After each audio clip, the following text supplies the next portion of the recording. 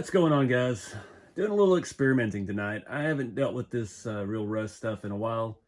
I remember way back in the channel I did the sand scorcher, the Apocalypse sand scorcher, and I did it all, the entire thing in rust. And then we did the farm truck rat rod, and it was originally all rust, and I brushed it on. It came out terrible.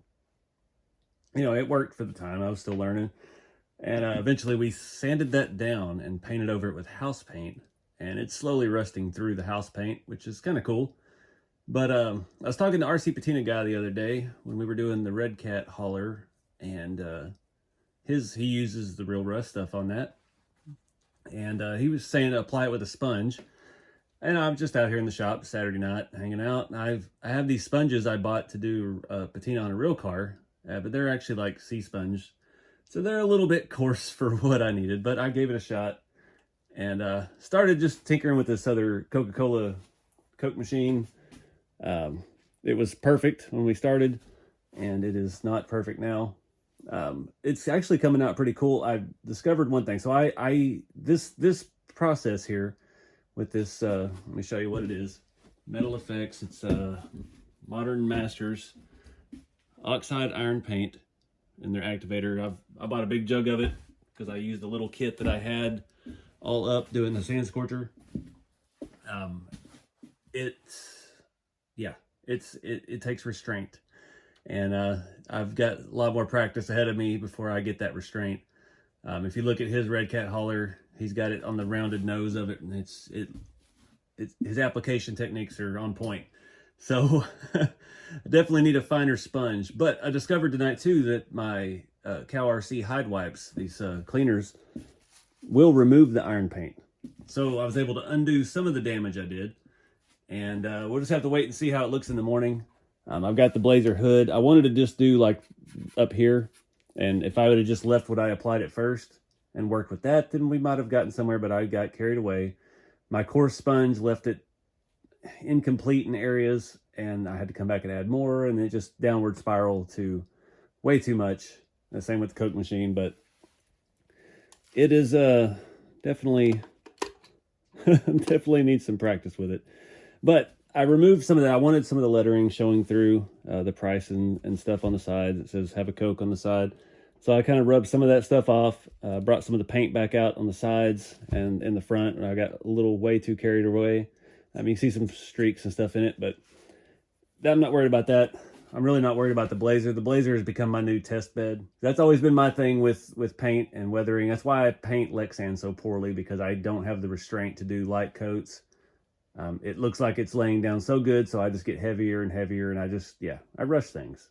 And, you know, it is what it is. I know my fault. I'm not trying to sugarcoat it. Something I've definitely been working on is patience, and that's one thing this hobby has helped me with, that I still got a long way to go. But I dig the way the hood looks so far. It was very light and orange. And then when we come back with these hide wipes and wiped it down a little bit, I brought some of the blue back out, which I wanted. I would like to actually bring more of it back out, but I'm done. I'm not going to mess with it anymore right now. We've already made our mistakes and we've learned. So we're just going to wait and let's see how this stuff looks in the morning. That is one thing with this iron paint I've noticed with the things I've done. It keeps rusting over time. You know, live and learn. That's why I'm posting these videos, so you can see what not to do sometimes. But I'm digging the hood of this. The Coke machine's a little bit too excessive, but we're going to let this stuff set up overnight and see what we got in the morning, and wrap this video up then. All right, guys, it's the next morning. Everything's pretty well dry. Really glad we were able to wipe some of that off. The Coke machine's still a little aggressively done, but it works. I just used the rust streaks on that plastic door on the front to fog up the glass and stuff. I wanted to try to make some cracks in the glass, but I don't think I have the right equipment for that. I think you really need like some kind of etching tool, and I have nothing that could double as that other than maybe a soldering gun with a knife attachment, but I don't have a steady enough hand to try to make cracked glass. So yeah, I have two of those Coke machines. This one was untouched. I moved the other one to the new shop and threw that rusty one back there.